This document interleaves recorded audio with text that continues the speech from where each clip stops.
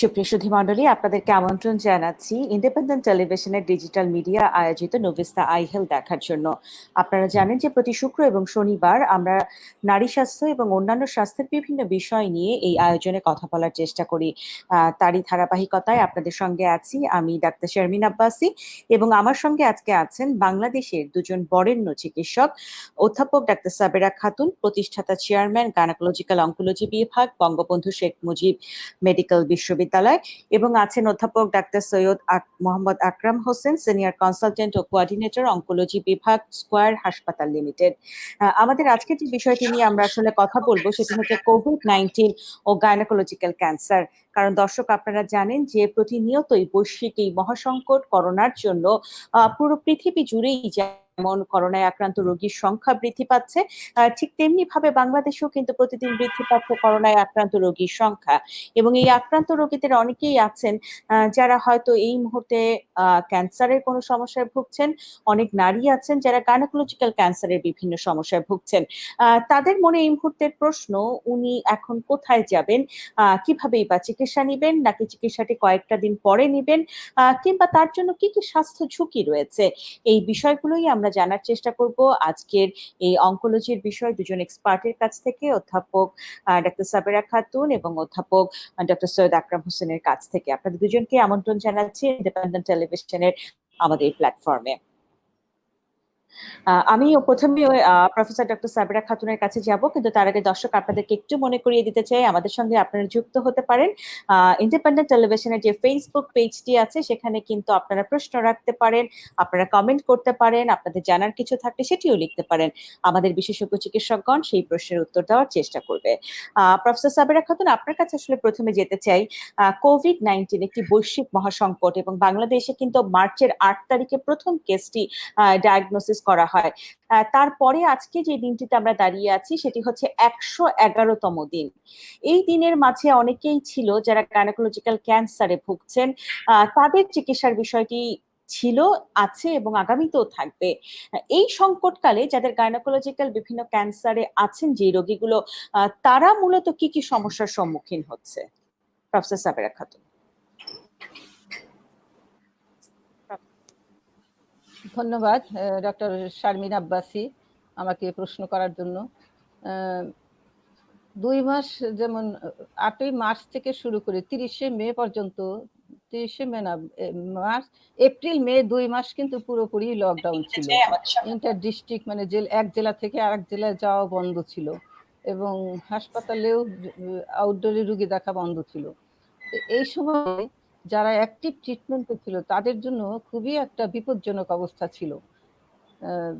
যেমন ক্যান্সার কিন্তু প্রতিনিয়ত এটা ছড়াতে থাকে। যারা এই ধরনের ক্যান্সারে ছিল, যেমন জরায়ুর মুখের ক্যান্সার, জরায়ুর মুখের ক্যান্সার কিন্তু যত দ্রুত চিকিৎসা দেওয়া যাবে তত ভালো সে রেজাল্ট পাবে, ভালো হয়ে যাবে। তো জরায়ুর মুখের ক্যান্সার এমন অনেক রোগী আছে, যেমন লকডাউন হওয়ার আগে তাকে বলা হয়েছিল যে আপনি অপারেশনের জন্য আসেন, সে আসতে পারলো না। সে এই 2 মাসের মধ্যে হয়তো তার ক্যান্সারটা এমন ভাবে ছড়িয়ে গেছে যে সে আর অপারেশনের পর্যায়ে নাই, তাকে এখন রেডিওথেরাপি দিয়ে চিকিৎসা, শুধু রেডিওথেরাপি তার চিকিৎসা একমাত্র ভরসা। তো এই ধরনের সমস্যা হয়েছে। এবং যেটা বেশি সমস্যা হয়েছে সেটা হচ্ছে ক্যান্সার, কিছু কিছু জরায়ুর মুখের ক্যান্সার, জরায়ুর ক্যান্সার, জরায়ুর ভিতরের ক্যান্সার, এই ক্যান্সারগুলো ব্লিডিং হয়, প্রধান উপসর্গ। এই উপসর্গ অনেক মেয়েদের আছে, ক্যান্সার আছে, সে ডাক্তারের কাছে গিয়েছে চিকিৎসার জন্য, কিন্তু এই কোভিড সিচুয়েশনের জন্য সে চিকিৎসা নিতে যেতে পারছে না। এই সময়ে তার প্রচুর ব্লিডিং শুরু হয়ে গেল, তখন সে কোথায় যাবে, কার কাছে? যেমন অনেক ঢাকার বাইরে আছে, ঢাকা থেকে আসতেও পারছে না সে, তার লোকালি কোনো ডাক্তার কাছে সে যাবে সেরকম ভরসার কোনো ডাক্তারও নেই। এই ধরনের সিচুয়েশনের মধ্যে অনেক রোগীকে ফেস করতে হয়েছে। আমি আসবো আপনার কাছে, আবার আসবো সাবেরা খাতুন। প্রফেসর সৈয়দ আকরাম হোসেন, আপনি যদি একটু যুক্ত করতেন এখানে। প্রফেসর সাবেরা খাতুন যেটি বলছিলেন সেটি হচ্ছে ক্যান্সার রোগীদের যে ভোগান্তিটা, ঠিক অন্যদিকে দাঁড়িয়ে যারা ক্যান্সারে ভুগছেন তাদের কি এই মুহূর্তে কোভিডে আক্রান্তর সম্ভাবনা বেশি কিনা? ধন্যবাদ আপনাকে শারমিন। প্রফেসর সাবেরা খাতুন যে কথাগুলো বলেছেন এগুলো তো সত্যি, আসলে বাস্তবে এখন এই ঘটনাগুলোই ঘটছে। এখন যেটা হলো যে আমরা কিছু ইন্টারন্যাশনাল গাইডলাইন্স আসছে যেগুলো থেকে প্রধানত বলা হচ্ছে যে আমরা কিভাবে ভাগ করব জিনিসটাকে। একটা হলো পেশেন্টকে আমাদের কমিউনিকেশনটা কিভাবে করব পেশেন্টের সাথে সেটা যদি আমরা দেখি ১ম এ যে চেষ্টা করা যে টেলিফোনিক কনভারসেশন করা যায় কিনা। চেষ্টা করা যে ভিডিও কনফারেন্সিং করা যায় কিনা পেশেন্টের সাথে। এই একটা হলো বেসিক আইডিয়া। তারপরে যে পেশেন্ট গুলার ক্ষেত্রে আপা যে কথাগুলো বলছিলেন যেটা খুবই গুরুত্বপূর্ণ যে আমরা এগুলাকে কিভাবে হ্যান্ডেল করব। যেমন যদি একটা পেশেন্টের আমরা জানি না যে পেশেন্টের আসলে কোভিড আছে কিনা। তাহলে আমরা কিভাবে পেশেন্টকে চিকিৎসা দিব? কারণ আমরা জানি যে পেশেন্টের যদি কোভিড না থাকে, সাসপেক্টেড থাকে আমরা জানি না। অনেক পেশেন্টের কিন্তু সিম্পটম থাকে না কোভিড এর। এই পেশেন্ট গুলো কিভাবে চিকিৎসা নিবে? তো ওর কি আমরা কেমো শুরু করতে পারবো কিনা বা রেডিওথেরাপি শুরু করব কিনা, সার্জারি দিব কিনা? তার মানে আমাদের জানা দরকার আসলে ওই পেশেন্টের কোভিড আছে কিনা। এটা একটা জরুরি বিষয়। তারপর যদি সাসপেক্টেড পেশেন্ট থাকে যে সমস্ত ক্ষেত্রে লাইফ সেভিং এর ইস্যুটা ইম্পর্টেন্ট। যেমন একটা পেশেন্টের সার্ভাইকাল ক্যান্সার ব্লিডিং হচ্ছে। এটা কিন্তু লাইফ সেভিং ইস্যু। সেক্ষেত্রে কোভিড এর রিপোর্ট থাকুক বা না থাকুক পেশেন্টকে কিন্তু হসপিটালে এনে দেখে বা পেশেন্টের যদি পারফোরেশন থাকে যেমন ওভারিয়ান টরশন থাকে অনেক ঝামেলা আছে যেগুলোর ক্ষেত্রে পেশেন্ট কিন্তু যেকোনো সময় তার জীবন বিপন্ন হতে পারে। সেখানে কোভিড তার আছে কিনা নাই সে টেস্ট করার সময় যখন থাকে না তখনও কিন্তু তাকে ইমার্জেন্সি চিকিৎসা দিতে হবে। এটা যেটা কোভিড নাই করতে পারলাম না, দেরি হলো সেটার জন্য চিকিৎসাকে রোগীকে ভর্তি করা যাবে না বা চিকিৎসা দেওয়া যাবে না। এটা একেবারেই গ্রহণযোগ্য নয় কিন্তু।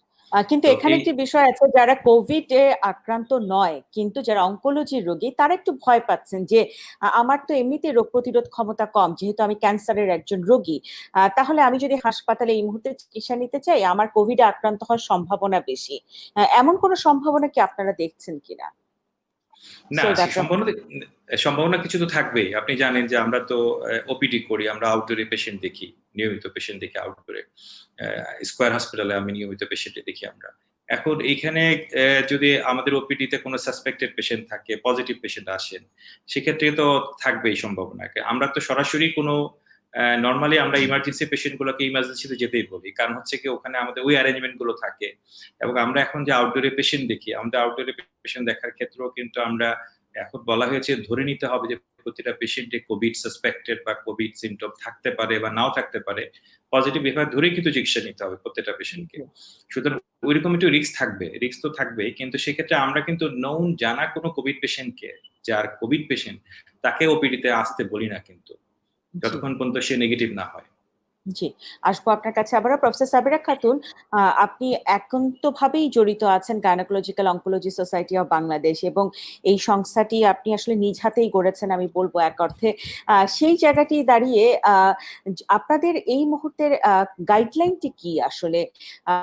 যারা হয়তো ঢাকা এবং ঢাকার বাইরেও কনসালটেন্ট যারা বিভিন্ন অনকোলজি রোগী নিয়ে ডিল করছেন তাদের জন্য আপনাদের সোসাইটির পক্ষ থেকে একটি মেসেজ বা একটি গাইডলাইন আছে, সেটি যদি একটু আমাদেরকে জানাতেন সংক্ষেপে। আচ্ছা, আমি প্রথমে ওই প্রশ্নটার উত্তর একটু দিতে চাচ্ছি যে কোভিড পজিটিভ হওয়ার পসিবিলিটি বেশি কিনা ক্যান্সার রোগীদের। এটা কিন্তু ন্যাচারালি ক্যান্সার যদি হয় তাহলে কিন্তু তার ইমিউনোসাপ্রেশন হয়। আর ইমিউনোসাপ্রেশন থাকলে ভাইরাল ইনফেকশন যে কোনো ভাইরাল ইনফেকশনে বেশি হবে। স্পেশালি যারা কেমোথেরাপিতে আছে কিংবা রেডিওথেরাপিতে আছে তাদের ইমিউনোসাপ্রেশন অনেক বেশি থাকে, তাদের কোভিড ইনফেকশন হওয়ার চান্স বেশি থাকবে। এটা ন্যাচারাল বেশি। তো সোসাইটির যেটা উত্তর যেটা চাচ্ছিলেন আপনি সেটা বলছি যে আমরা একটা সোসাইটি থেকে যদিও সেরকম সবাই মিলে করতে পারি না এই সিচুয়েশনের জন্য, তারপরে আমরা সোসাইটির সবাইকে নিয়ে আমাদের প্রেসিডেন্ট টিএস অজিত স্যার আছেন এবং আমাদের সোসাইটি সিনিয়র যারা আছেন অফগাইনি সোসাইটি সিনিয়র, আমাদের সোসাইটির আমি আছি এবং আরো সিনিয়র তাদেরকে নিয়ে আমরা একটা গাইড তৈরি করার চেষ্টা চালাচ্ছি। তবে ইতিমধ্যে আমি একটা গাইড তৈরি করে আমাদের যে ন্যাশনাল টেকনিক্যাল কমিটি আছে ওখানে আমি দিয়েছি এবং এই গাইড করেছি। সেই গাইড আমি ইন্টারন্যাশনাল গাইনোকোলজিক্যাল ক্যান্সার সোসাইটি এই গাইডটাকে ফলো করেই আমি করেছি। যদিও ওই সমস্ত দেশের গাইড আমাদের দেশের জন্য খুব একটা সম্পূর্ণভাবে প্রযোজ্য হবে না, তারপরেও আমরা ওটা ফলো করবো আর কি, চেষ্টা করি কিছুটা চেঞ্জ করে আমাদের ওইটাই ফলো করতে হবে। তো গাইড যেটা করেছি সেটাতে যে বলা হয়েছে যে যেমন সার্ভাইকাল ক্যান্সার স্ক্রিনিং এর ব্যাপারটা, সার্ভাইকাল ক্যান্সার স্ক্রিনিং এর ব্যাপারটা কিন্তু সম্পূর্ণ একটা নর্মাল সিচুয়েশনের জন্য।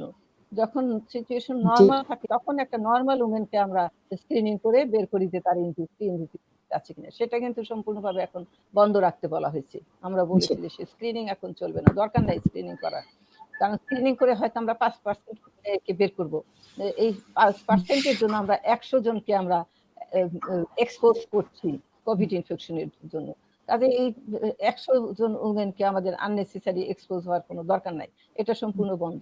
তারপরে আবার সিআইএন যদি কারো হয়, ধরা পড়ে, আগে থেকে জানা আছে যে সিআইএন, তার চিকিৎসা লাগবে কিনা সেটাও কিন্তু আমরা 6 মাস 1 বছরের জন্য বন্ধ রাখতে বলেছি, যে সেটাও দরকার নাই। কারণ সিআইএন 1 এর মাত্র 2 to 3% মেয়েদের, 100 জনের মধ্যে 2 থেকে 3 জনের ক্যান্সার হওয়ার সম্ভাবনা। এখানে কিন্তু আমরা 100 জন সিআইএন কে যদি 1 কে যদি চিকিৎসা করি তাহলে আমরা 100 জনকে এক্সপোজ করি। কাজে ওটাও কিন্তু আমরা 6 মাস 1 বছরের জি জন্য পোস্টপোন করতে বলেছি।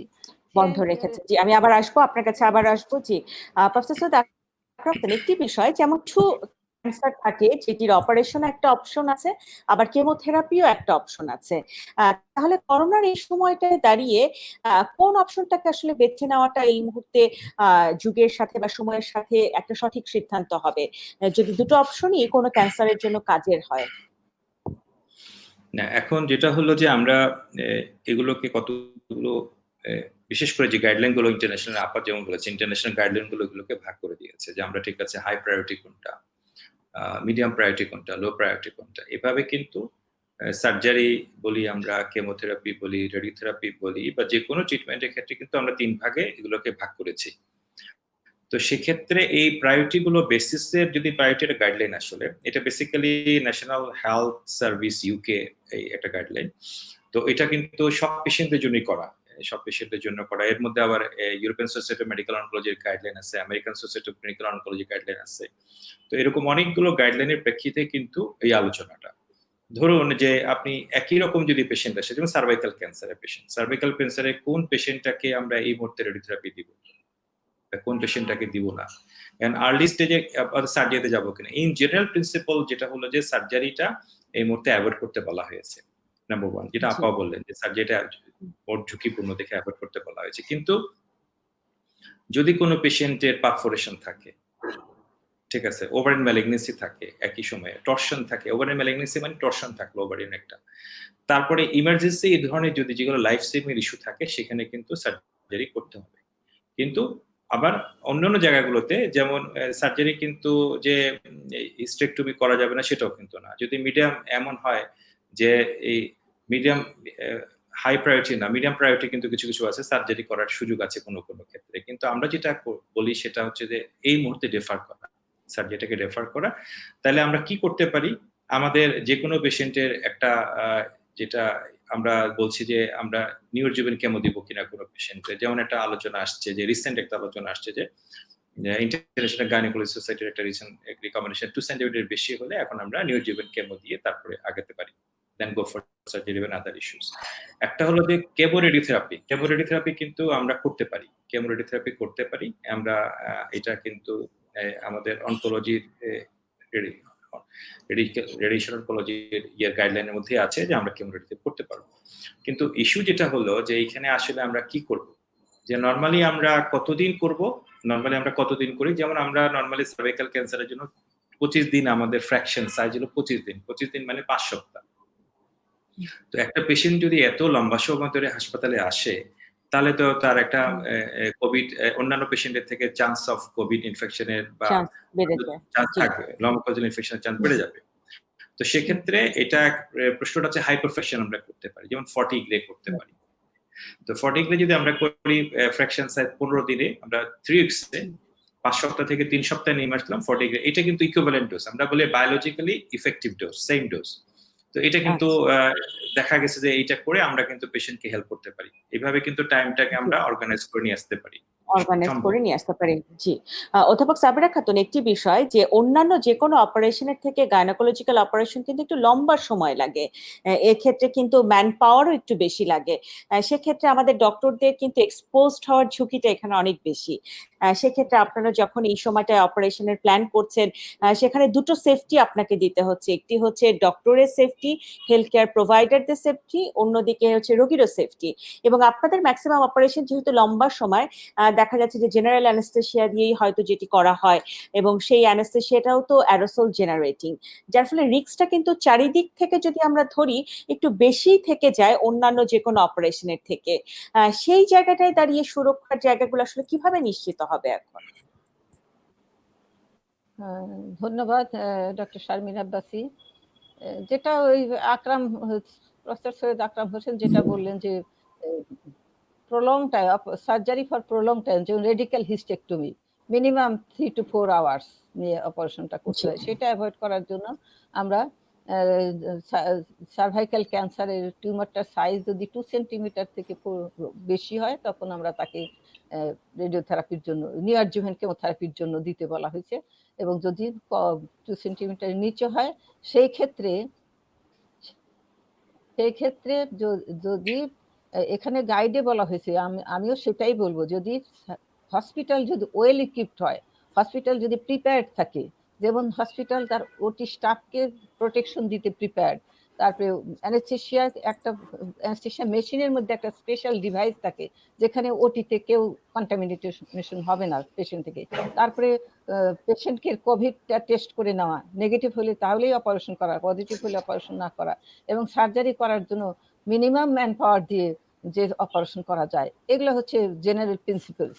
আর যারা ওটিতে থাকবে তাদের জন্য ওয়েল প্রোটেকশন নেওয়া, যেমন পিপি পরা, N95 মাস্ক পরা, ফেস শিল্ড পরা, তারপরে আরো শু কাভার পরা, এভরিথিং প্রোটেকশন নিয়ে তারপরে যারা ওটিতে থাকবে তারা করবে।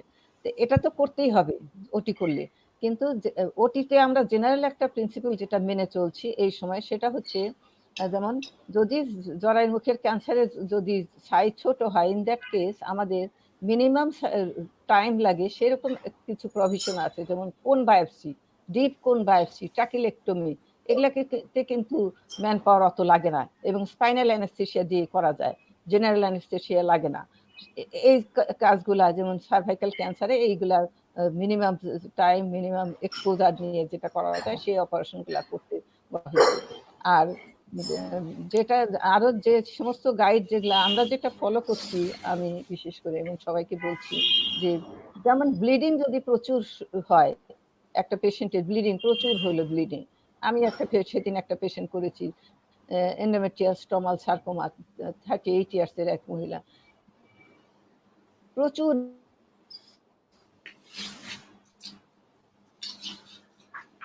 শুরু হয়েছে, তাকে তো আমি অ্যাভয়েড করতে পারবো না, তার কাজ হবে না, কাজেই তাকে আমি মিনিমাম টেস্ট করে তারপরে তাকে করেছি। জি, আমি আসবো আপনার কাছে, যে আবার প্রফেসর আকরাম হোসেন একটি বিষয় যেটি সেটা হচ্ছে অনেকগুলো ক্যান্সার হয়, জি তাকে জি বিশেষ করে ইপিথেলিয়াল ওভারিয়ান ক্যান্সার যদি হয়। জি, সৈয়দ আকরাম হোসেন, যে অনেক রোগীরা আছেন যাদের ক্যান্সারের জন্য রেডিওথেরাপি তাদের প্রথম চিকিৎসা, সেই রোগীগুলো আসলে এই মুহূর্তে কোথায় গেলে খুব সহজে তাদের চিকিৎসাটি পাবেন? কারণ আমাদের সাথে যুক্ত হয়েছেন অনেক রোগী যারা বলছেন যে এই মুহূর্তে দেখা যাচ্ছে এক হাসপাতাল থেকে আরেক হাসপাতালে তাদের কিছুটা হলেও দৌড়াদৌড়ি করতে হচ্ছে। এই মুহূর্তে আসলে কোন হাসপাতালগুলো তাদের দরজা খোলা রেখেছেন এই রেডিওথেরাপি রোগীগুলোর জন্য? আমি যে হাসপাতালে কাজ করি, যে স্কয়ার হসপিটাল, ওইটার আপনার বিভাগীয় প্রধানের দায়িত্ব আমি, আমার সেন্টারে। আমাদের এখানে আমরা একদিনের জন্য রেডিওথেরাপি বন্ধ করি পেশেন্টকে। আমরা নর্মালি যে ফ্রাইডেটা বন্ধ থাকে সেই দিনটা ছাড়া কিন্তু প্রতিদিনই আমাদের এখানে পেশেন্ট কেমোথেরাপি বলুন আর রেডিওথেরাপি বলুন রেগুলারই পাচ্ছে, কিন্তু এখন পর্যন্ত আমরা বন্ধ করিনি। সুতরাং কেউ যদি আমাদের হাসপাতালে আসতে চান তাহলে আসতে পারবেন, কিন্তু আমরা এই সার্ভিসটা দিতে পারবো পেশেন্টদেরকে।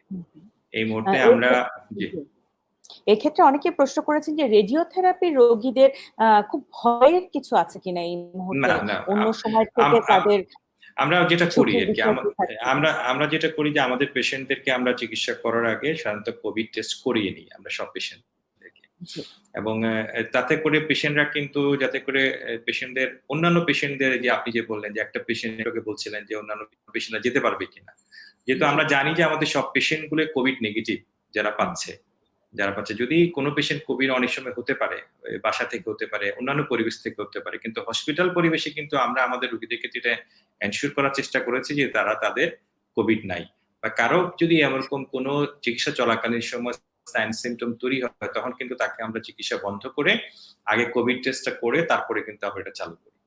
কিন্তু এরকম না যে সে তার কোনো সমস্যা হচ্ছে এবং সে সাথে সাথে ইয়ে করবে, চিকিৎসা চলবে অন্যান্য পেশেন্টের সাথে, এটা কিন্তু মোটেও না, এটা আমরা করছি না। সবাইকে চিকিৎসা দিচ্ছি, কিন্তু এটা এনশিওর করে দিচ্ছি।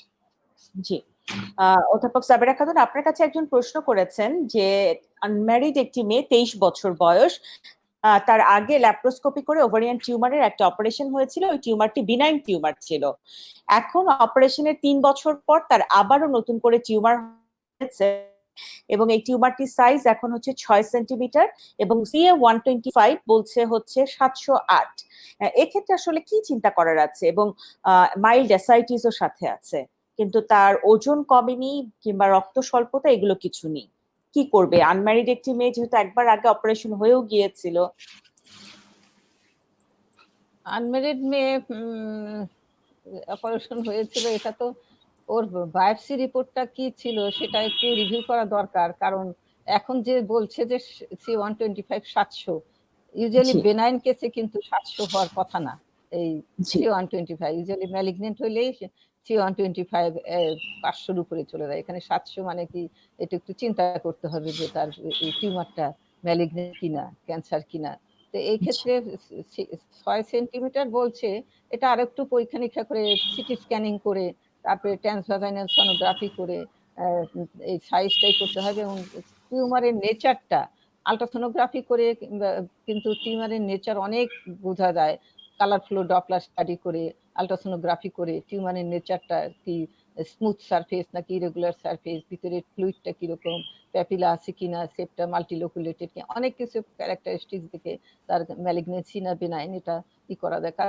ওর কিন্তু আমার মনে হয় একটু ভালো থরো ইভালুয়েশন দরকার এবং খুব তাড়াতাড়ি করা দরকার। আনম্যারিড মেয়ে না, আনম্যারিড মেয়ে হলে জি, তার প্যারেন্টস আবার আপনার কাছে প্রশ্ন রেখেছে যে যদি সে ক্যান্সারে আক্রান্তই হয়ে যায়, প্রমাণিত হয় যে সে ক্যান্সারে আক্রান্ত, তার জন্য আসলে ট্রিটমেন্টের কি অপশন এই মুহূর্তে খোলা আছে? সেটা কি জরায়ু পুরোটা কেটে ফেলতে হবে, নাকি শুধু ওভারি ফেলে দিবেন, না কি করবেন? সৈয়দ আকরাম হোসেন যদি কিছু যুক্ত করেন এখানে। আপার মতামতটা তো বেশি ইম্পর্টেন্ট এখানে। জি জি, সাবেরা খাতুন বলুন। 6 সেন্টিমিটার টিউমার, 700 C-125 এবং অ্যাসাইটিস আছে। তো মানে পরিস্থিতি শুনে মনে হচ্ছে যে তার অপারেশনই দরকার। এটা মেইন হচ্ছে অপারেশন করা। তবে অপারেশন করার সময় ওতে খুবই ইগার যে তার ফার্টিলিটিটা মেইনটেইন হবে, মানে ভবিষ্যতে তারা জানতে চাইছে জরায়ু কি কেটে ফেলে দিতে হবে কিনা। যদি খুব আর্লি যদি অপারেশনটা করা যায়, যদি আর কোথাও না ছড়ায়, শুধু একটা ওভারির মধ্যে থাকে, স্টেজ 1A যেটা বলি আমরা, তাহলে কিন্তু ওর জরায়ু এবং আরেকটা ওভারি রেখে অপারেশন করার স্কোপ আছে। জি, এক্ষেত্রে দেখার কোনো উপায় আছে কিনা যে আরেকটি ওভারিও আসলে ইনভলভ কিনা, অপারেশনের সময় এটা দেখে নেওয়ার কোনো পদ্ধতি আছে কিনা? আছে। অপারেশনের সময় সাধারণত আমরা এরকম ওভারিয়ান টিউমার অপারেশন করার সময় ফ্রোজেন সেকশন একটা আছে, পরীক্ষা আছে, সেটা রাখি। ওটা টিউমারটা বের করে ফ্রোজেনে দিয়ে, ফ্রোজেন সেকশন মানে প্যাথোলজিতে পাঠানো হয় সাথে সাথে, বের করে পেটটা না করে পেটটা খোলা রেখেই তার টিউমারটা বের করে প্যাথোলজিতে পাঠানো হয়। প্যাথোলজিস্ট ওটা সেকশন করে মাইক্রোস্কোপের নিচে দেখে বলে দিতে পারেন যে ওটা ম্যালিগন্যান্ট ক্যান্সার নাকি বেনাইন, ওটা ক্যান্সার না, এটা বলে দিতে পারে আর কি। তো এই প্রভিশনটা অবশ্যই রাখতে হবে এই মেয়েটার অপারেশনের সময়, অবশ্যই রাখতে হবে। জি, সৈয়দ আকরাম হোসেন, আপনার কাছে একজন প্রশ্ন করেছেন যে তার ব্রেস্ট ক্যান্সার হয়েছিল, রাইট সাইডে অপারেশন করা হয়েছে, অপারেশনের পর উনি কেমো পাচ্ছেন, কিন্তু যে সাইডে অপারেশন হয়েছে ওই সাইডের হাতে প্রচন্ড ব্যথা হয় এবং প্রায় হাতটি ফুলে যায়। এটি আসলে কেন হচ্ছে বা এটি থেকে রক্ষা পাওয়ার উপায়টি কি? এটা একটা খুব সাধারণ কমপ্লিকেশন, মাস্টেক্টমি করা কোনো পেশেন্টের ক্ষেত্রে এটা খুবই একটা কমন কমপ্লিকেশন, জটিলতা। তো এটাতে নিয়মটা হলো যে সার্জন নরমালি বলে দেন যে তাকে একটা ব্যায়াম করতে হবে, ওই হাতের নিয়মিত ব্যায়াম করতে হবে, আমরা বলে থাকি যে যেহেতু তার বগলের মধ্যে যে লসিকা গ্রন্থিগুলো থাকে অপারেশনের সময় সেগুলো ফেলে দেওয়া হয় এবং অনেক লসিকার নালীও ফেলে দেওয়া হয়। এইসব কারণে কিন্তু হাতগুলো ফুলে যায়। হ্যাঁ? সেই কারণে কিন্তু ওই হাঁটতে নিয়মিত ব্যায়াম করতে হয়। তো ব্যায়ামটা যদি উনি না করেন তাহলে কিন্তু ব্যথা বাড়তে থাকবে এবং পাশাপাশি কিন্তু ওই হাতও ফুলে যাবে। সেজন্য নিয়মিত ব্যায়াম করতে হবে উনাকে। ব্যায়ামই একমাত্র চিকিৎসা। এটার আসলে আর কোনো খুব কার্যকর চিকিৎসার কোনো কিছু নেই। মানে ফিজিওথেরাপি বা ব্যায়াম এটাই করতে হবে তাকে। এবং জি, যদি এক্ষেত্রে উনি কোনো এটা ওষুধ না তো ওনার খাওয়ার দরকার নেই। কোনো না ওষুধ ওষুধ বা কোনো ওষুধ ওষু কিছু ওষুধ আমরা কোনো ক্ষেত্রে দিয়ে থাকি কিন্তু ওষুধ আসলে প্রধান চিকিৎসা নয় এটা। এটা জি, চিকিৎসা হলো একটা ব্যায়াম করা মূল প্রধান চিকিৎসা, এটা ব্যায়াম চালানো। আর ২য় চিকিৎসা হলো যে অনেক সময় স্টকিংস গুলো বা মোজা, হাতের মোজাগুলো আমরা দেই। সেগুলো কোনো সময় কাজ করে। আমরা প্রাথমিকভাবে ব্যায়ামটাকে গুরুত্ব দিই এবং এটা নিয়মিতভাবে করতে হবে। এটা যদি জি, না করেন ব্যায়াম মানে কিন্তু ওই হাতের ব্যায়াম এবং নির্দিষ্ট কিছু ব্যায়াম আছে সেই ব্যায়ামগুলোই তাকে করতে হবে। যদি সেটা উনি না জেনে থাকেন বা না পারেন যদি আমাদের কাছে আসেন আমরা দেখিয়ে দিব কিভাবে করতে হয়। সমস্যা নেই। জি। ধন্যবাদ আপনাকে। অধ্যাপক সাবেরা খাতুন আপনার কাছে একজন প্রশ্ন করেছেন। তার সার্ভাইকাল ক্যান্সার ছিল। সেই ক্যান্সারের পরে ভ্যাকটিম সিস্টেক্টমি করা হয়েছে। এরপর উনি রেডিয়েশন নিয়েছেন, রেডিওথেরাপি নিয়েছেন এবং উনি গত ৩ বছর বেশ ভালো ছিলেন। এখন হঠাৎ করে উনি আবার ব্লিডিং নতুন করে দেখতে পাচ্ছেন। এটি আসলে কি কারণে হতে পারে এবং উনি এই মুহূর্তে খুব ভয়েও আছেন? অবশ্যই ভয় পাওয়ার মতোই অবস্থা এটা, কারণ ভার্জিন হিস্টেক্টমি করার পর চিকিৎসা রেডিওথেরাপি দেওয়া মানে তার সার্ভাইকাল ক্যান্সারের চিকিৎসা কমপ্লিট হয়ে গেছে। ৩ বছর আগে হয়েছে। তার মানে উনি চিকিৎসা শেষ হওয়ার পরে ৩ বছর ভালো ছিলেন। ভালো থাকার পর কোনো সিম্পটম আসা মানে সেই ক্যান্সারটা আবার ফিরে আসা। তো এখন একটা ফিরে আসলো নাকি অন্য কোনো কারণে তার ব্লিডিং হচ্ছে, সেটার জন্য তার পরীক্ষা-নিরীক্ষা দরকার। এমনি এক্সামিন করে কোনো গাইনোকোলজিস্টের কাছে গেলে হয়তো উনি এক্সামিন করে দেখতে পারবেন, অথবা তার সাথে একটা টেস্ট আছে, প্যাপস টেস্ট আছে, ওটা করে দেখতে হবে। আর যদি কোনো গ্রোথ বা টিউমার যদি দেখা যায় পরীক্ষা করার সময় যে তার ওনার টিউমারটা বেশ দেখা যাবে, সেক্ষেত্রে টিউমার থেকে টিস্যু নিয়ে বায়োপসি করতে হবে। তো এটাই হচ্ছে ওনারই রোগটা ধরার জন্য রেকারেন্স বলি আমরা এটাকে, টিউমারটা আবার ফিরে আসা, ক্যান্সারটা আবার ফিরে আসা। জানি না এটা ওনার হয়তো অন্য কোনো কারণেও হতে পারে। সাধারণত হরমোনের জন্য কিন্তু অনেক সময় হরমোন ডেফিসিয়েন্সি হলেও অনেক সময় এইরকম ব্লিডিং হতে পারে। তো ব্লিডিং এর পরিমাণ কিরকম, যদি অল্প সময়ে ব্লিডিং হয়ে থাকে সেটা হয়তো হরমোনের জন্যই হয়েছে। আর যদি বেশি ব্লিডিং হয়, ফ্রেশ ব্লিডিং, টাটকা ব্লিডিং হয়, সেই ক্ষেত্রে কিন্তু টিউমারটা ফিরে আসার সম্ভাবনাই বেশি। জি। এক্ষেত্রে আসলে ট্রিটমেন্টের অপশন কি আছে? যদি আবার নতুন করেই তার রিকারেন্স হয়, এক্ষেত্রে আসলে কোনো অপারেশন নাকি আবার নতুন করে রেডিওথেরাপি বা কেমোথেরাপি কি করতে হবে?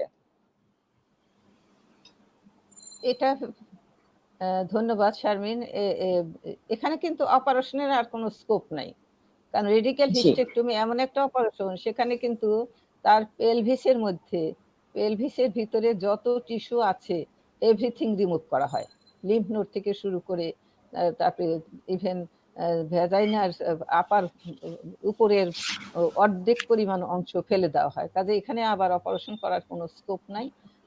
জি, তবে এখানে করা যেতে পারে, যদি ওনার পেশাবের রাস্তা কিংবা পায়খানার রাস্তাতেও কোনো সমস্যা হয়ে থাকে, এবং টিউমারটা যদি শুধু ওই মাঝখানে থাকে, আবার ফিরে আসে, ভ্যাজাইনার উপরে থাকে, সেই ক্ষেত্রে এক্সেন্টারেশন নামে অপারেশন করা যেতে পারে। কিন্তু এই কোভিড সিচুয়েশনে আমার মনে হয় না এটা কোনো ইন্ডিকেশন, এটা করার যৌক্তিকতা নাই। কিন্তু এটা রেকারেন্সের চিকিৎসা আছে, আকরাম ভালো বলতে পারবে এটা, যে রেকারেন্স জি। যদি হয়েই থাকে তাহলে তাকে কেমোথেরাপি অথবা রেডিওথেরাপি যে আমি জানি যে রেডিওথেরাপি একবার কমপ্লিট হয়ে গেলে আবার নিউ ডোজে দেওয়া যায় কিনা দিতে একটু, কিন্তু কেমোথেরাপির একটা রোল আছে এখানে যদি জি। রেকারেন্স হয়ে থাকে। প্রফেসর সাবরা তার খাতুন আপনার অপারেশন কাছে আরেকজন প্রশ্ন করেছেন। তার মেয়ের বয়স ১৬ বছর। সার্ভাইকাল ক্যান্সার প্রিভেন্ট করার জন্য তাকে কয়টা টিকা দিতে হবে এবং কতদিন পর পর দিতে হবে? আচ্ছা, ১৬ বছর হয়ে গেছে বয়স, ১৬ বছরে জি, তাকে ৩টা টিকা দিতে হবে। যদি জি। ১৫ বছরের নিচে কিংবা ১৫ বছর হতো তাহলেও তাকে ২ টা টিকা দিলেই হতো। এক্ষেত্রে হুম, তাকে ৩ টা টিকা দিতে হবে। জি। সার্ভারিক্স এবং কতদিন গার্ডাসিল নামে পর ২ পর? টা টিকা সার্ভারিক্স যদি দিতে পারে তাহলে 1 মাস অন্তর অন্তর 2টা দিয়ে তারপরে আবার 6 মাস পরে আরেকটা দিতে হবে। আর যদি জি। গার্ডাসিল দেয় সেক্ষেত্রে 2 মাস পর 2টা, মানে 2 মাস ডিফারেন্সে 2টা টিকা দিতে হবে, দিয়ে তারপরে 6 মাস পরে আবার আরেকটা দিতে হবে। মানে 3টা, জি। মোট টোটাল 3টা ডোজ ইনজেকশন দিতে হবে আর কি। তো জি। এক্ষেত্রে একটু জেনে রাখা দরকার, সার্ভারিক্সটার দাম একটু বেশি, অনেক বেশি। আর সরি, সার্ভারিক্সের দাম কম 2000 টাকা করে, আর গার্ডাসিলের দামটা একটু বেশি। জি। যেটা পাওয়া যায় প্রফেসর সেটা সৈয়দ আকরাম হোসেন, আপনার কাছে একজন প্রশ্ন করেছেন যে ওনার বয়স 33 বছর এবং উনি গত 10 বছর ধরে কন্ট্রাসেপশন পিল খাচ্ছেন, ওরাল পিল। এক্ষেত্রে কোনো ধরনের ক্যান্সারের ঝুঁকি কি ওনার আছে কিনা? আমরা জানি আসলে অনেকগুলো ক্যান্সারের ঝুঁকি থাকতে পারে। তার মধ্যে একটা তো ব্রেস্ট ক্যান্সার, আমরা সবাই জানি। যে একটা ব্রেস্ট ক্যান্সারের ঝুঁকি আছে কন্ট্রাসেপটিভ পিলে। এছাড়া অনেকে বলে থাকেন সার্ভাইকাল ক্যান্সারের, এন্ডোমেট্রিয়াল, এগুলোতেও কিন্তু ঝুঁকি আছে। ঝুঁকি আছে। আ এ জি। এটা ঝুঁকি আছে, তার মানে আমরা কিন্তু জানি যে আমরা অনেকগুলো স্ক্রিনিং টেস্ট এভেইলেবল আছে। সেগুলো যদি আমরা করি, তাহলে আমরা ঝুঁকিটা আগে নির্ণয় করতে পারবো। প্রাথমিক অবস্থায় যদি যেকোনো রোগী আমরা নির্ণয় করি না কেন, রোগীর সম্পূর্ণ আরোগ্য লাভের সম্ভাবনা থাকবে। জি। আপনার কাছে আরেকজন প্রশ্ন করেছেন এমডি মইনুল ইসলাম। তার বয়স হচ্ছে 46 বছর। উনি বলেছেন প্রায় পায়খানার সাথে ওনার রক্ত যাচ্ছে, মাঝে, মাঝে কালো রঙের পায়খানাও হয়। এই সমস্যাটি ওনার আগে ছিল না। গত ১-১.৫ মাস ধরে সমস্যাটি শুরু হয়েছে এবং কোনো ধরনের ব্যথাও ওনার হচ্ছে না। এই মুহূর্তে আসলে উনি নিজেকে কিভাবে ইভ্যালুয়েশন করবেন পরবর্তীতে? না, এটার ইভ্যালুয়েশন তো আমরা জানি যে ২ টো। একটা যদি আপনি যেটা বলেছেন যে পায়খানা থেকে রক্ত যায়। এখন রক্ত যদি আমরা যেটা বলি যে কালো যাওয়া, যেটা হলো যে স্টমাক থেকে বা পাকস্থলী যেগুলো, সেগুলো নরমালি যেহেতু অ্যাসিড দ্বারা হয়ে যায়, সেগুলো কালো হয়। আর যেগুলো ফ্রেশ ব্লাড আছে সেগুলো একদম রেকটাম বা কাছাকাছি জায়গা থেকে, অ্যানাল ক্যানালের কাছাকাছি জায়গা থেকে হয়। তো উপায় হলো ২ টো টেস্ট করা। একটা হলো যে লোয়ার কোলোনোস্কোপি করা, কোলোস্কোপি করে দেখা। আরেকটা হলো যে আপার জিটি এন্ডোস্কোপি, দুটোই করা। অনেক সময় রক্ত বা এটা শুধুমাত্র এমনও হতে পারে যে অনেক সময় হেমোরয়েডস এর কারণেই হতে পারে। হেমোরয়েডস হতে পারে বা ছোট, ছোট এগুলো প্রক্টোস্কোপি করেও দেখা যায়। হ্যাঁ? প্যারাইটাল এক্সামিনেশন করেও কিন্তু এই সহজ জিনিসগুলো দেখা যায়। যে সবসময় যে খুব জটিল কিছু হতে হবে এমন কিছু না। ১ম এই সহজ কিছু হওয়ার সম্ভাবনা থাকবে, ওভাবেই দেখি আমরা। তবে আমি মনে করি শল্য চিকিৎসকের পরামর্শ নেয়া যেতে পারে ১ম এ। তারপরে ফার্দার আগানোটা ভালো হবে। জি। প্রফেসর সাবিরা খাতুন, আপনার কাছে একজন প্রশ্ন করেছেন যে ওনার আগের ওয়াইফ সার্ভাইকাল ক্যান্সারে মারা গেছেন এবং সেই ঘরে একটি বাচ্চা আছে। এখন উনি আবার বাচ্চা নিতে চাচ্ছেন। তো এই সেকেন্ড ওয়াইফ এর ক্ষেত্রে কি ক্যান্সার হওয়ার কোনো সম্ভাবনা আছে কিনা? সেকেন্ড ওয়াইফের বয়স কত সেটা জানা দরকার। ২৮ বছর উল্লেখ করেছেন। ওয়াইফের বয়স 28 বছর। জি। 28 বছর বয়সে যদি বিয়ে হয় তাহলে সেখানে সার্ভাইকাল ক্যান্সার হওয়ার সম্ভাবনা কম। এবং সেকেন্ড ওয়াইফের কি এটা ফার্স্ট ম্যারেজ নাকি সেকেন্ড ওয়াইফের আগে কোনো ম্যারেজ ছিল? আগে কারণ ম্যারেজ ছিল কিন্তু বাচ্চা নেই। আচ্ছা, তার মানে দুজনেরই সেকেন্ড ম্যারেজ। জি। মাল্টিপল ম্যারেজ একটা রিস্ক সার্ভাইকাল ক্যান্সারের জন্য। মাল্টিপল ম্যারেজ, জি। মাল্টিপল এক্সপোজার, মানে জি। একাধিক যৌন মিলনের যারা করে, স্বামী হোক স্ত্রী হোক, দুজনের যে কোনো একজন যদি একাধিক যৌন মিলন হয় তাহলে কিন্তু সার্ভাইকাল ক্যান্সার হওয়ার সম্ভাবনা অনেক বেশি। ক্ষেত্রে ওনার ওয়াইফের অবশ্যই সার্ভাইকাল ক্যান্সার হওয়ার ঝুঁকি অনেক বেশি। সেক্ষেত্রে এই বয়সে উনি 28 বছর বয়সে, 30 বছর বয়স পর্যন্ত আমরা টিকা দেওয়ার জন্য অ্যাডভাইস করি। 28 বছর বয়সে উনি নিতে পারেন টিকা। আর উনার জন্য যেটা সবচেয়ে বেশি জরুরি সেটা হচ্ছে স্ক্রিনিং করা। 28-29 বছর বয়সে এবং 29 বছর বয়স থেকে আমরা ২ টা টেস্ট করতে বেশি রিস্কি তাদের জন্য ২ টা। একটা হচ্ছে প্যাসমিয়ার, ২ টা টেস্ট, কোটেস্টি বলি যেটাকে। এই ২ টা টেস্ট একসাথে করতে বলি আমরা। হুম, হুম। তো আমার মনে এখানে একটি বিষয় যে হয় ওনার আপনারা তো জন্য প্রচুর কাজ করছেন। এই ২ টা টেস্ট তারপরেও আমাদের বেশি দেশে সার্ভাইকাল টেস্টিং ক্যান্সারের করলে ক্যান্সারের ঝুঁকি আছে কিনা সেটা জানা। জি। রিস্ক ফ্যাক্টর কি আছে সার্ভাইকাল ক্যান্সারের? কানেকশন শেষ হয়ে এই দেখেন তো কানেকশন আবার। আমরা শুনতে পাচ্ছি আপা তো আপনাকে। তো শুনতে আমি পাচ্ছি। যেটা হ্যাঁ, ওই ও যিনি প্রশ্ন করেছেন ওনার সার্ভাইকাল ক্যান্সার হওয়ার ঝুঁকিটা বেশি। সেই ক্ষেত্রে উনি টিকা নিতে পারেন এবং স্ক্রিনিংটা ওনার জন্য একদম জরুরি। আমি বলবো যে ওনার 2 বছর পর পর স্ক্রিনিং করা উচিত।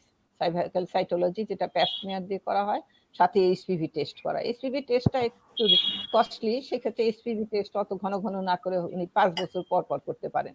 5 বছর পর পর এইচপিভি টেস্ট করলেন এবং স্ক্রিনিংটা সাইটোলজিটা 2 বছর পর পর টেস্ট করলেন। আরেকটু জানতে চেয়েছেন যে আসলে ইয়াং মেয়ে যারা আছে, যাদের এই মুহূর্তে বিয়ে হয়ে যাচ্ছে 17-18 বছর বয়সে, তাদের আসলে কোন কোন বিষয়গুলোতে সাবধানতা অবলম্বন করা উচিত এই সার্ভাইকাল ক্যান্সারকে প্রিভেন্ট করার জন্য? 18-র আগে বিয়ে হওয়া মানে তো বাল্যবিবাহ। বাল্যবিবাহ কিন্তু একটা রিস্ক, ভীষণ ঝুঁকি জরায়ুর মুখের ক্যান্সার হওয়া। তো 18-র আগে যাদের বিয়ে হয়েছে তাদেরকে প্রথমে যেটা করতে হবে, তাদের জন্য অল্প বয়সে বাচ্চা না হয়, এবং সেকেন্ড হচ্ছে ঘন ঘন বাচ্চা না হয়। তারপরে হচ্ছে পরিষ্কার পরিচ্ছন্নতাও তাকে মেনে চলতে হবে, কারণ সার্ভাইকাল ক্যান্সার কিন্তু একটা ভাইরাস দ্বারা হয়, হিউম্যান প্যাপিলোমা ভাইরাস। এটা কিন্তু একটা ইনফেকশন, এটা সেক্সুয়ালি ট্রান্সমিটেড, সেক্সুয়াল যৌন মিলনের সাথে হয়। এটা এই যৌন মিলনের মাধ্যমে এই ভাইরাসটা আসে এবং এটা অনেক দিন থাকে। যদিও বেশিরভাগ ক্ষেত্রে ভাইরাসটা আবার চলে যায়, 90 ভাগের বেশি ক্ষেত্রে মেয়েদের এই ভাইরাসটা চলে যায়, কিন্তু 5 থেকে 10 ভাগ মেয়েদের এই ভাইরাসটা থেকে যায়। যদি কারো থাকে, যেমন অল্প বয়সে বিয়ে, একাধিক মিলন হওয়া, অল্প বয়সে বাচ্চা হওয়া, ঘন ঘন বাচ্চা হওয়া, এই যে ঝুঁকিগুলো যাদের থাকে তাদের ক্ষেত্রে এই ভাইরাসটা থেকে যায়। এবং যদি তার আমি আসবো আপনার কাছে, আবার আসবো। সৈয়দ আকরাম হোসেন, আপনার কাছে একজন প্রশ্ন করেছেন, ওনার 48 বছর বয়স, পুরুষ। উনি যখনই আল্ট্রাসাউন্ড করেন প্রোস্টেটে এক ধরনের ক্যালসিফিকেশনের কথা বলে, এটি কি কখনো কোনো ক্যান্সারের প্রিকরসর হতে পারে কিনা? না, অনেক সময় যেটা হয় আমরা বলি ডিস্ট্রফিক ক্যালসিফিকেশন, এটা তো শরীরে অনেক জায়গায় হতে পারে। নর্মাল ডিস্ট্রফিক ক্যালসিফিকেশন কিন্তু জেনারেলি কিন্তু সমস্যার কারণ না কিন্তু। কিন্তু ওনার বয়স যেহেতু 48 আছে, যদি আমি জানি না ওনার হিস্ট্রি কি, ওনার প্যারেন্টস এর কোনো হিস্ট্রি আছে কিনা, কারণ প্রস্টেটেও কিন্তু ফ্যামিলি হিস্ট্রির একটা গুরুত্ব আছে। ফ্যামিলি হিস্ট্রি বা প্যারেন্টস এর বাবার মধ্যে যদি থাকে, তার ক্ষেত্রেও কিন্তু প্রস্টেট কিন্তু হতে পারে। তো এটা পার্সেন্টেজ খুবই লো। কিন্তু যেহেতু ওনার বয়স হয়েছে, আমি মনে করি যে নর্মালি আমরা মনে করি যে প্রস্টেটের আপনার ইনসিডেন্সের ইয়েটা বেশি হলো আফটার 50 ইয়ার্স। কিন্তু যেহেতু 48, আমি মনে করি, বাট এর নিচেও কিন্তু আমরা কিছু কিছু পেশেন্ট পেয়েছি যাদের কিন্তু বয়স 50 এর নিচে কিন্তু প্রস্টেট ক্যান্সার আছে। সাধারণত যে কোনো সময়ে একটা আল্ট্রাসাউন্ডের পরে কিন্তু আমরা একটা পিএসএ বা একটা রেকটাল এক্সামিনেশন করিয়ে নিতে পারি, জাস্ট একটু জানার জন্য, আর কিছু না। যে কোনো কমপ্লিকেশন থাকলে আমরা জেনে নিলাম, বাট স্পেসিফিক্যালি যে ক্যালসিফিকেশন একমাত্র ঝুঁকির কারণ হবে সেরকম কিছু না। জি, আমরা একদম শেষ পর্যায়ে আছি। আপনার কাছে আরেকজন প্রশ্ন করেছেন যে তার বাবার স্টমাক ক্যান্সার হয়েছিল এবং তার বয়স এই মুহূর্তে 47 বছর, এবং প্রায় ইদানিং ওনার খাওয়ার পরে পেটে ব্যথা হয় এবং 1-2 বার রক্ত বমিও হয়েছে।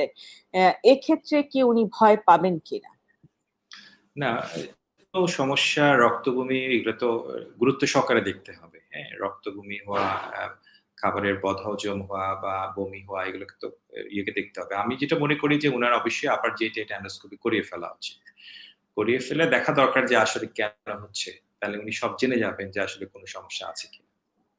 জি, আমরা একদম শেষ পর্যায়ে আছি। সৈয়দ আকরাম হোসেন, আপনি যদি একটু বলতেন যে যারা আসলে এই মুহূর্তে ক্যান্সার রোগী আছে, তারা আসলে সাহস এবং আস্থার জায়গাটি এখন কিভাবে ধরে রাখবে?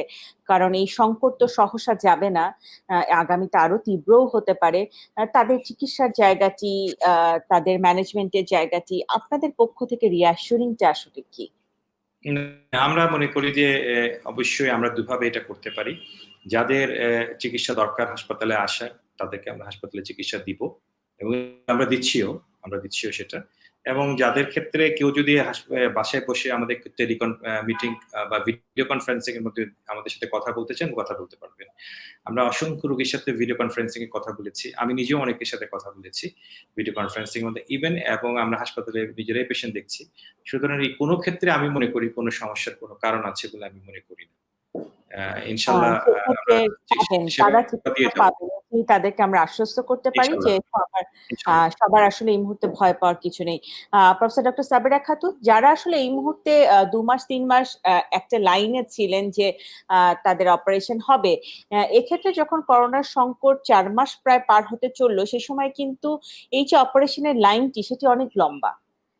সেখান থেকে আসলে এখন রোগীরা জানতে চাচ্ছেন যে আসলে প্রায়োরিটি বেসিসে এখন আসলে কিভাবে সিলেক্ট করে তাড়াতাড়ি অপারেশন গুলো শেষ করা হবে?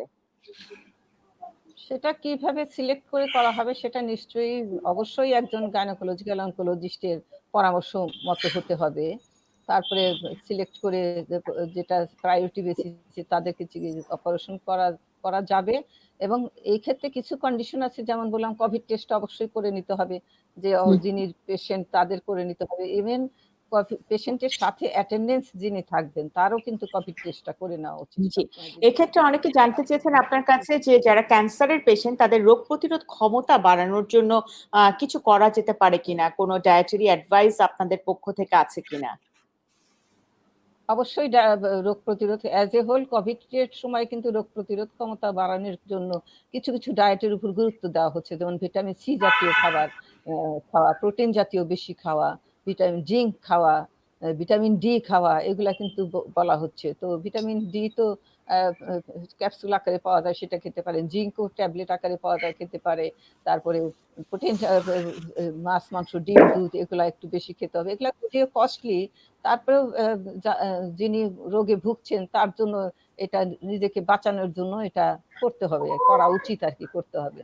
তো আমি মনে করি যে এই ডায়েটারি চেঞ্জ করে জাতীয় ভিটামিন এ, যেমন গাজর টাজর খাওয়া বেশি করে, টমেটো গাজর এগুলা বেশি করে প্রচুর পরিমাণে খাওয়া, শাক টাক বেশি করে খাওয়া, সবজি বেশি করে খাওয়া।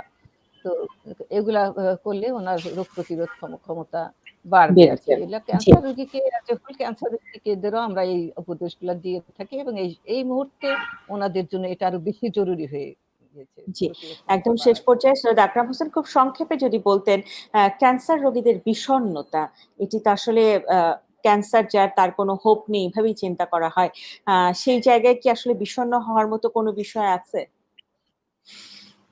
আমরা জানি কিন্তু আপনার যে আমাদের অনেক রোগী, সাবেরা আপা নিজেও জানেন, আমাদের সাথে ক্যান্সার সার্ভাইভার প্রোগ্রামে উনি ছিলেন, যে আমাদের পুরো হল রুম ভর্তি হয়ে যায় যখন আমরা সার্ভাইভারদের সাথে মিটিং করি। আমাদের 25 বছরের উপরে রোগী আছে যারা আমাদের, ইভেন আমার হাতে চিকিৎসা পাওয়া এরকম 25 বছরের ধরে বেঁচে আছেন এমন রোগী আছে। তো এখন চিকিৎসা তো অনেক উন্নত হয়েছে। বেশিরভাগ রোগীরই কিন্তু প্রাথমিক অবস্থা যদি ধরা পড়ে সম্পূর্ণ চিকিৎসা করা সম্ভব এবং সুস্থ করা সম্ভব। আর যাদের কিন্তু একটু পরে ধরা পড়ে, সব চিকিৎসা পদ্ধতির মাধ্যমে চিকিৎসা দেওয়ার পরে আমরা মনে করি যে বেশিরভাগ রোগী ভালো থাকবেন। কিছু রোগী হয়তো খুব দুর্ভাগ্য বা দেরিতে আসলে, স্টেজ 4 এ আসলে, 3B তে আসলে অনেক সময় আমরা চিকিৎসা করে কিছু করতে পারি না। কিন্তু আমরা তাদের জীবনের আয়ুটা দীর্ঘ করার চেষ্টা করতে পারি, সেটা সম্ভব। আমি মনে করি মন খারাপ করার কিছু নাই। পৃথিবীতে চিকিৎসা এগিয়ে যাচ্ছে এবং ক্যান্সার চিকিৎসা আমি বিশ্বাস করি আগামী 20 বছরের পরে কিন্তু ক্যান্সার চিকিৎসায় কোনো রোগী মারা যাবে বলে আমি মনে করি না। ইনশাআল্লাহ সবাই সুস্থ থাকবে। জি, আপনাদের দুজনকে অসংখ্য ধন্যবাদ, প্রফেসর ডক্টর সাবেরা খাতুন এবং প্রফেসর ডক্টর সৈয়দ আকরাম হোসেন। আপনারা সবসময় এই ক্যান্সার রোগীদের পাশে থেকে তাদেরই একজন চিকিৎসক হয়ে চিকিৎসা দিয়ে গেছেন। বাংলাদেশের অনেক ক্যান্সার রোগীকে আপনারা ভালো করেছেন। তাদের সবার দোয়া আছে আপনাদের সঙ্গে। আপনারা সুস্থ থাকবেন, ভালো থাকবেন। আবারও আপনাদের সঙ্গে দেখা হবে। আপনাকেও ধন্যবাদ, ইন্ডিপেন্ডেন্ট টিভিকেও ধন্যবাদ। ধন্যবাদ। জি। দর্শক, আমরা এতক্ষণ কথা বলছিলাম বাংলাদেশের দুজন বরেণ্য চিকিৎসক, প্রফেসর ডক্টর সাবেরা খাতুন এবং প্রফেসর ডক্টর সৈয়দ আকরাম হোসেন।